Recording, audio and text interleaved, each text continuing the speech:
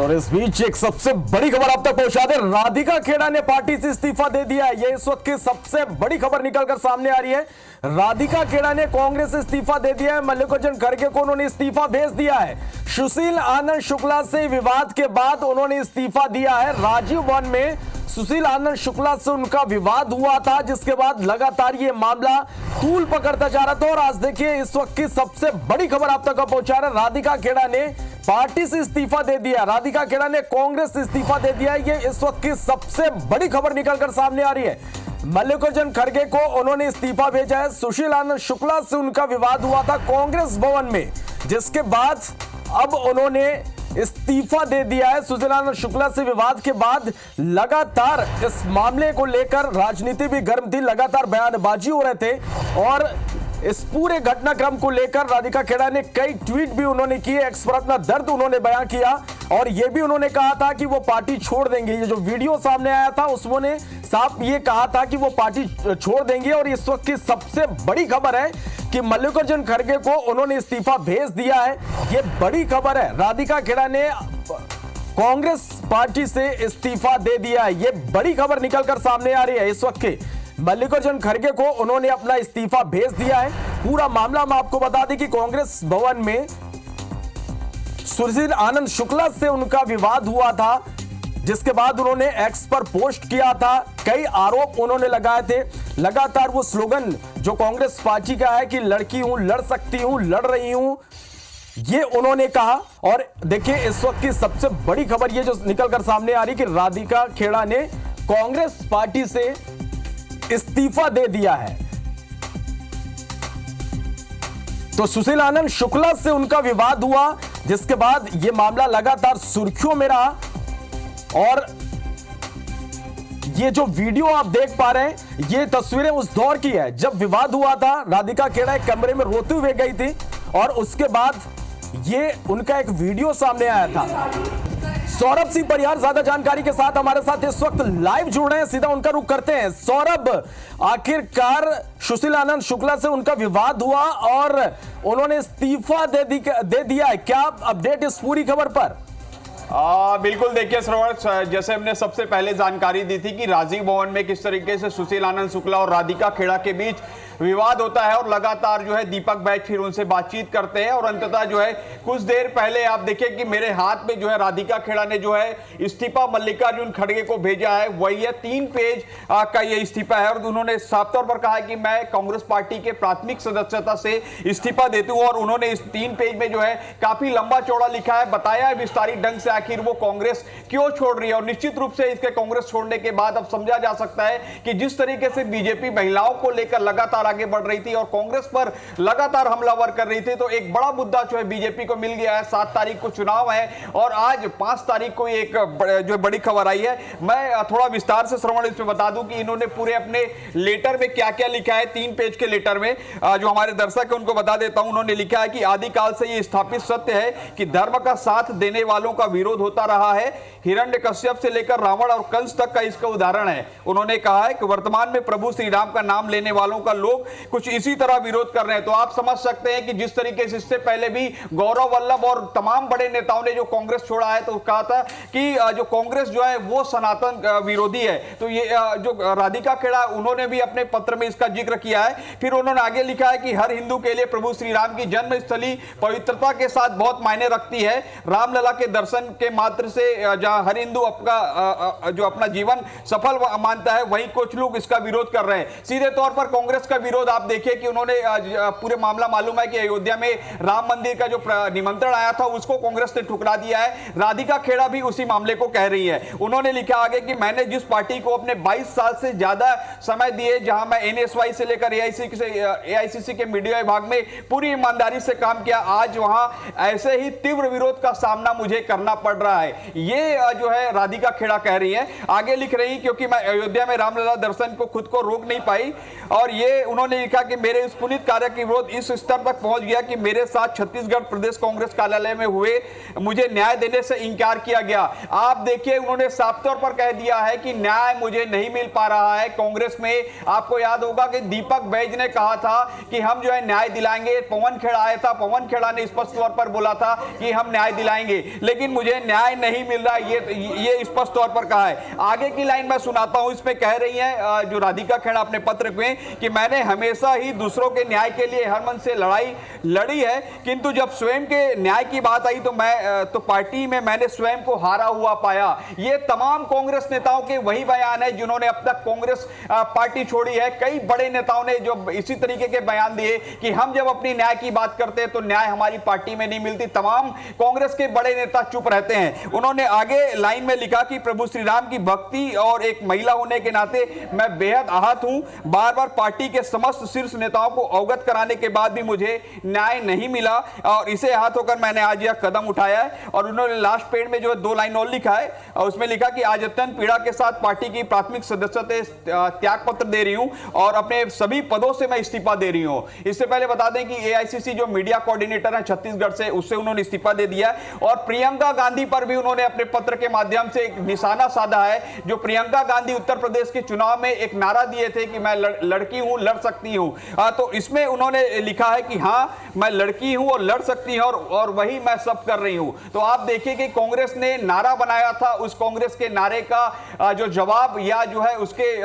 उदाहरण स्वरूप जो है उनके ही नेता लड़ रहे हैं, उनके ही जो एक बड़ी प्रवक्ता रही हैं वो लड़ रही है। और उन्होंने कहा है कि अपने व देशवासियों के न्याय के लिए मैं निरंतर लड़ाई लड़ती रहूंगी। तो आप समझ सकते हैं कि 3 पेज में राधिका खेड़ा ने किस तरीके से तमाम बड़े नेताओं को जो कांग्रेस के नेता है उन पर हमलावर बोल दिया है। अब सीधी बात यह है कि क्या राधिका खेड़ा के बाद एक वीडियो भी है, लगभग 5 मिनट का वीडियो है, जिस दिन विवाद हुआ था राजीव भवन में, तब सुशील आनंद शुक्ला, नितिन भंसाली और सुरेंद्र वर्मा ये भी 2 लोग बैठे थे और जो सामने में राधिका खेड़ा बैठी थी। और ये खबर आई है कि राधिका खेड़ा ने एक वीडियो भी बनाया है और उस वीडियो में सुशील आनंद शुक्ला से बदतमीजी, जो सुशील आनंद शुक्ला बदतमीजी कर रहे हैं वो भी सामने है। तो हो सकता है कि जब वीडियो आए तो और जो है इस तरीके के कांग्रेस को एक बड़ा झटका लगे। लेकिन अभी की फिलहाल बड़ी खबर यही कि राधिका खेड़ा ने प्राथमिक सदस्यता से इस्तीफा दे दिया और आने वाले चुनाव है, अभी तो तीसरे फेज का चुनाव 7 को है, फिर आने वाले इस पूरे महीने में 4 फेज में और चुनाव होना है। तो आप समझ सकते हैं कि किस तरीके से बीजेपी इस पूरे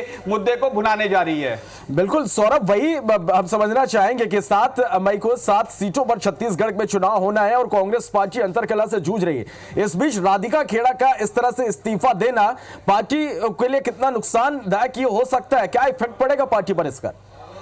बिल्कुल देखिए, ये नुकसान ही है कांग्रेस पार्टी को, जबरदस्त नुकसान है। बीच चुनाव में आप देखिए जिसको मीडिया कोऑर्डिनेटर बनाकर भेजा जाता है एआईसीसी की ओर से, वो जो है महिला वो हाथ अपने आप को पाती है। कांग्रेस के तमाम नेता बड़े बड़े बात करते हैं कि जो है महिलाओं को जो है हम न्याय दिलाएंगे, लेकिन आप देखिए कि उसी की एक बड़ी प्रवक्ता जो अभी तक आप जो तमाम मीडिया चैनल में देखे होंगे कि किस तरीके से वो लगातार अपने जो कांग्रेस के विचारधारा है, कांग्रेस की बात है, उनको बड़ी प्रमुखता से रखते थे। इससे पहले कि और कई बड़े नेता है, आपको याद बता दें कि 2018 में राधिका खेड़ा और जयवीर शेरगिल जो है विधानसभा चुनाव के दौरान आए थे और जयवीर शेरगिल जो है कुछ साल पहले ही बीजेपी ज्वाइन कर ली थी। और यह भी बात कही जा रही थी कि राधिका, जब यह विवाद हुआ तो दोनों के बाद जो सामने आ रहे थे कि राधिका खेड़ा भी बीजेपी जा सकती है, कांग्रेस पार्टी छोड़ सकती है। अब देखना होगा कि राधिका खेड़ा क्या बीजेपी में जाती है या जो है अपनी लड़ाई जो सोशल मीडिया या तमाम जो मीडिया के माध्यम से उसमें वो पोस्ट करते रहेंगी। क्योंकि सबसे बड़ी चीज है कि वो जो है पिछले 1.5 से 2 साल लगातार यहां से आती जाती रही है। छत्तीसगढ़ प्रदेश कांग्रेस के तमाम बड़े नेताओं से उनका संपर्क रहा है। भूपेश बघेल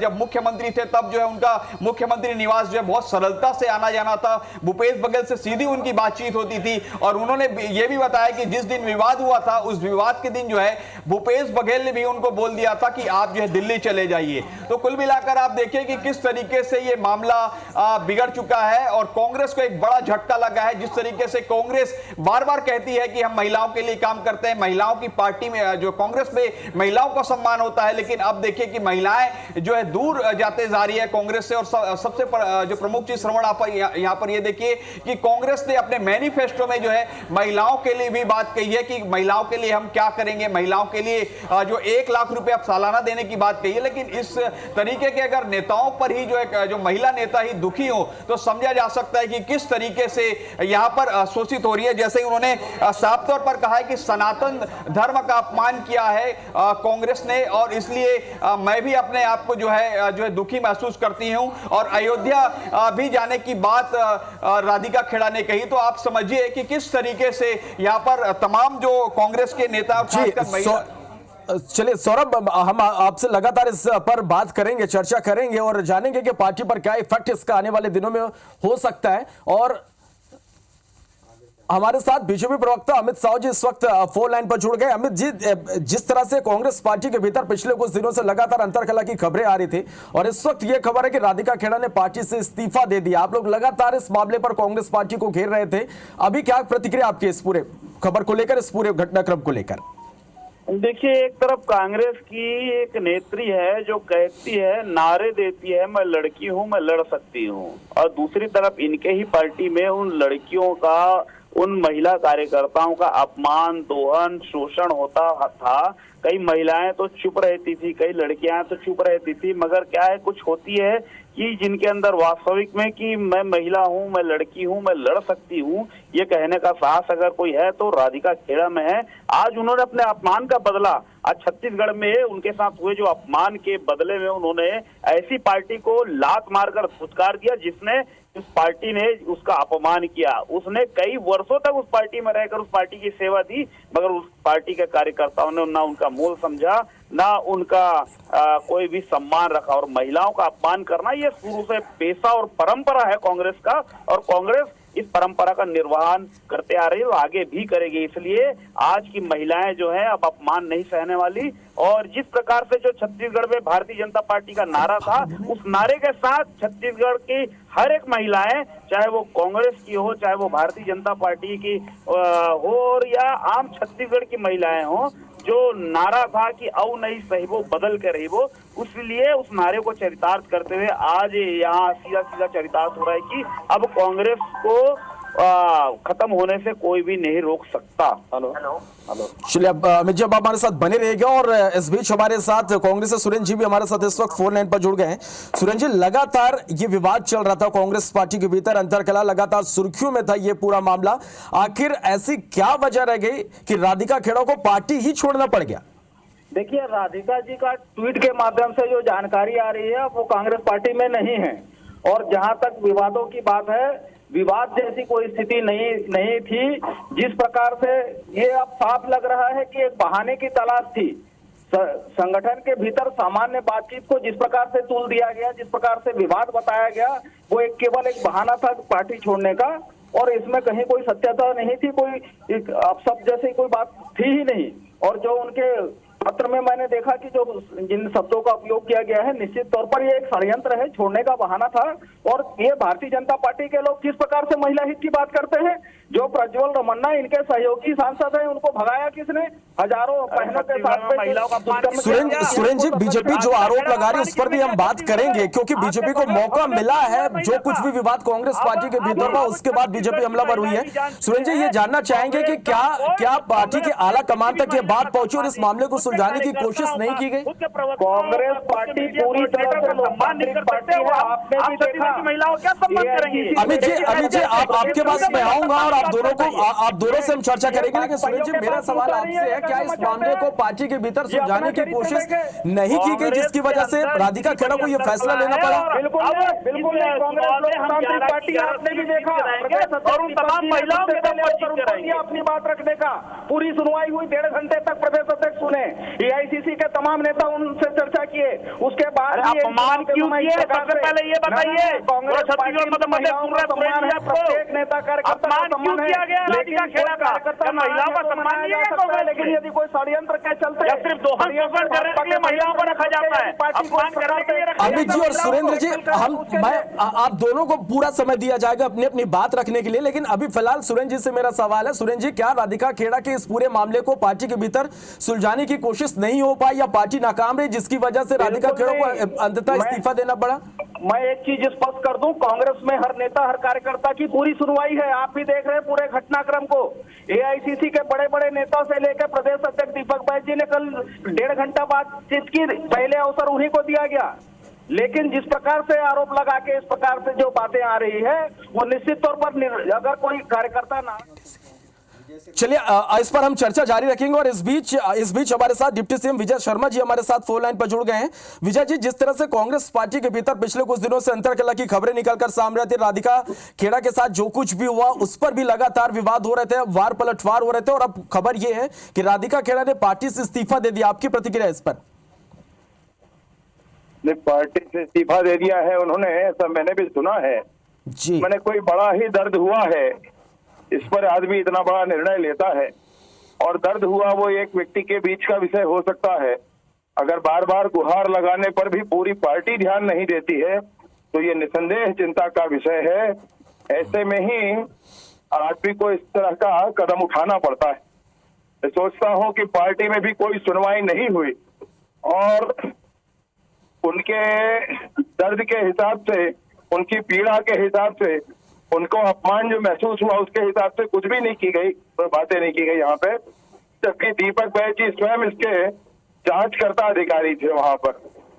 जो भी है, अगर शासन प्रशासन के पास ये विषय आता है तो हम जरूर उस पर कार्यवाही।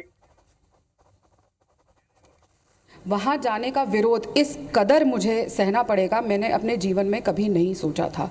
मेरे साथ छत्तीसगढ़ प्रदेश कांग्रेस कार्यालय में अभद्रता हुई, मुझे वहाँ पे धक्का मुक्की करी गई, कमरे में बंद कर दिया गया, लेकिन मेरे साथ न्याय नहीं हुआ। मैं चीख चीख कर गुहार करती रही, छोटे से लेकर सबसे बड़े शीर्ष नेतृत्व तक गुहार करती रही, लेकिन मुझे न्याय नहीं मिला।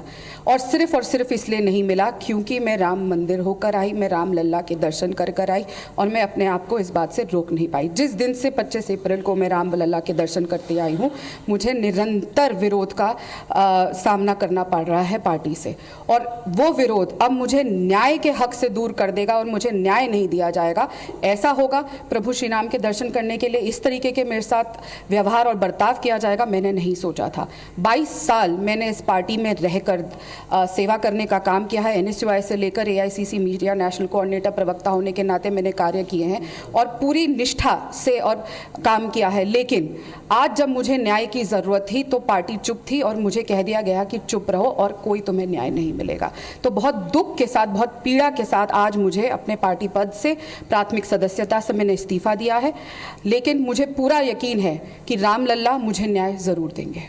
मैंने ज्वाइनिंग को लेकर भी विचार जी बिल्कुल नहीं, ऐसा नहीं है। मैं अभी सिर्फ न्याय की लड़ाई लड़ रही हूँ और मेरी लड़ाई कायम रहेगी।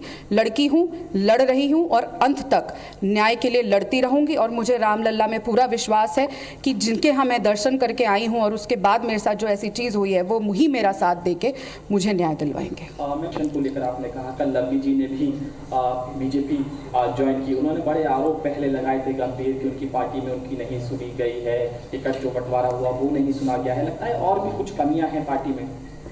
देखिए, मैं इतना जानती हूँ कि पार्टी जैसा कहती रही मैं वैसा करती रही। मैंने कभी भी पार्टी लाइन क्रॉस नहीं करी। पूरी निष्ठा से, पूरी ईमानदारी से मैंने काम किया है। अभी भी मैं पिछले 1 महीने से छत्तीसगढ़ में थी। लेकिन जब हम दिन रात इस पार्टी के लिए काम करते हैं, न्याय की लड़ाई लड़ते हैं, और जब हमारे साथ ऐसी घटना होती है जैसा मेरे साथ हुआ, मैं चीखती चिल्लाती जो हमारा मंदिर है वहाँ से भागी और फिर भी न्याय नहीं मिला और सब ने मुझे चुप करने को कह दिया गया, सिर्फ इसीलिए क्योंकि मैं प्रभु श्री राम के दर्शन करके आई हूँ। सिर्फ इसीलिए क्योंकि मैं एक हिंदू हूँ, एक सनातन धर्म को फॉलो करने वाली हूँ, हिंदू धर्म को, राम लल्ला के पूजा उपासना करने वाली हूँ। तो इसीलिए मुझे न्याय ना देना। तो ये पार्टी कहाँ जा रही है, क्या कर रही है? आपकी लड़ाई राम लल्ला से है कि आपकी लड़ाई किसी पॉलिटिकल पार्टी से है। इस पार्टी को तय करना होगा और बाकी चीज़ें तो हम जानते ही हैं किस तरीके से क्या इस पार्टी में हो रहा है, पर लगातार ऐसी चीज़ों पे जाके खिलाफत करना। और मुद्दा ये नहीं है कि चुनाव है क्या है, मुद्दा ये है कि प्रभु श्री राम जो सबके आराध्य है, पूरा देश पूरे विश्व में खुशी है राम मंदिर की, लेकिन उसकी वजह से कि जो राम जी की उपासना करते हैं उनके साथ ऐसी अभद्रता करना और फिर न्याय ना देना, इससे बड़ा पाप नहीं हो सकता। आपके द्वारा भी आपका इस्तीफा स्वीकार कर लिया गया है? मैंने अपना इस्तीफा भेज दिया है। मैंने 6 दिन इंतज़ार किया, न्याय की गुहार करी, मुझे लगातार बोल दिया गया इंतज़ार करो, चुनाव है, रहन दो, भूल जाओ। यहाँ के साफ साफ बोल दिया गया तुम्हें न्याय नहीं मिलेगा, कुछ नहीं होगा।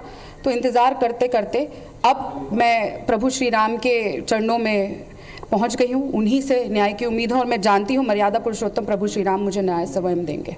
मैम लड़ेंगे, लेकिन उन्होंने रायबरेली से चुनाव लड़ने का फैसला किया। इसमें कुछ निराशा आप लोगों को भी थी, क्योंकि कहीं ना कहीं शीर्ष नेतृत्व भी जब ऐसे झुककर सामने आता है तो? देखिए, मैं अभी इसी बात पे कायम रहना चाहूँगी क्योंकि एक बहुत ही संवेदनशील मुद्दा है और मैं बहुत परेशान हूँ, बहुत दुखी हूँ, बहुत ही अंदर से।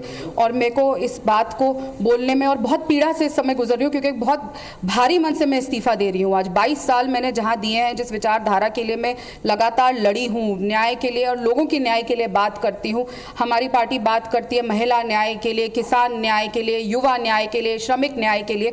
और जब खुद के घर में अन्याय होता है और उस पर चुप्पी साध लेते हैं, क्योंकि सिर्फ इसीलिए क्योंकि हम राम जी के दर्शन करके आए और न्याय देने से हमें इनकार कर दिया जाता है, तो इस समय ये बहुत ही गहरी चिंतन की बात है। बाकी वो किधर से चुनाव लड़े वो उनकी खुद की मर्जी है, लेकिन मैं अभी और कुछ कहने की स्थिति में नहीं हूँ। लगातार शीर्ष नेतृत्व को ये शिकायत करती आई हूँ, मैंने सभी को शिकायत करी, कोई नहीं नेता मैंने छोड़ा और लगातार मुझे चुप रहने को कहा गया। बाकी बातें मैं कल प्रेस कॉन्फ्रेंस के जरिए सभी से शेयर करूँगी। बहुत सारे खुलासे करने हैं जो मैं कल प्रेस वार्ता के दौरान करूँगी। चलिए, तो इस्तीफे के बाद राधिका खेड़ा को इस वक्त आप सुन पा रहे थे और उन्हें एक नहीं बल्कि कई गंभीर आरोप लगाए। उन्होंने ये कहा कि मेरे साथ अभद्रता हुई, न्याय नहीं मिला, न्याय के लिए लगातार वो लड़ रही हैं। और एक सबसे बड़ा उन्होंने ये आरोप लगाया कि रामलला के दर्शन करने वो गई थी और रामलला के दर्शन करने के बाद वहां से वापस लौटने के बाद ही पार्टी का कुछ अलग रुख उन्हें दिखाई देने लगा।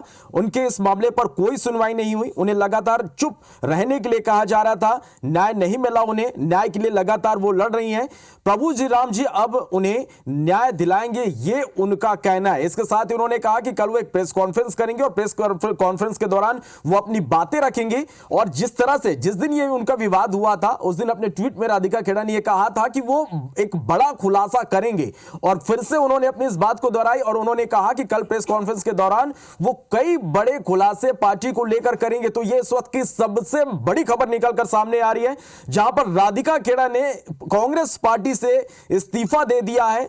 सुशील आनंद शुक्ला से उनका रायपुर के कांग्रेस भवन में उनके साथ अभद्रता हुई थी, लगातार ये मामला सुर्खियों में था और अभी उन्होंने अपनी बात उन्होंने रखी राधिका खेड़ा ने और उन्होंने ये कहा कि मेरे साथ अभद्रता हुई है, उन्हें न्याय नहीं मिला, न्याय के लिए वो लगातार लड़ रही हैं, उन्हें चुप रहने को कहा जा रहा। रामलला के दर्शन करने वो गई, जिसके बाद उनके साथ इस तरह का सलूक हो रहा, कोई सुनवाई पार्टी के भीतर उनकी नहीं हो रही है, न्याय नहीं मिला है, न्याय के लिए वो लड़ रही हैं। लगातार वो इस बात को, जो पार्टी का स्लोगन है, लड़की हूं लड़ सकती हूं लड़ रही हूं, ये बात लगातार वो कह रहे हैं। अब उन्होंने ये भी कहा कि जो पार्टी महिलाओं की बात करती है, लोगों के हक की बात करती है, उस पार्टी के भीतर ये सब कुछ चल रहा है। मैंने अपना इस्तीफा भेज दिया है। मैंने 6 दिन इंतज़ार किया, न्याय की गुहार करी, मुझे लगातार बोल दिया गया इंतज़ार करो, चुनाव है, रहन दो, भूल जाओ। यहाँ के साफ साफ बोल दिया गया तुम्हें न्याय नहीं मिलेगा, कुछ नहीं होगा।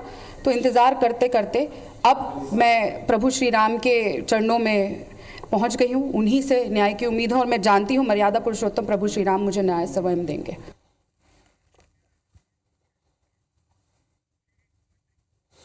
तो ये राधिका खेड़ा का इस वक्त ये बयान आप सुन पा रहे हैं कि उन्होंने साफ तौर पर यह कहा कि मेरे साथ अभद्रता हुई है, न्याय नहीं मिला, उन्हें लगातार ये कहा जा रहा है कि इंतजार करो, इसके साथ ही भूल जाओ तक उन्हें इस पूरे मामले पर कहा जा रहा। रामलला के दर्शन के बाद उन्होंने कहा कि उसके बाद से उनके साथ कुछ ठीक नहीं चल रहा।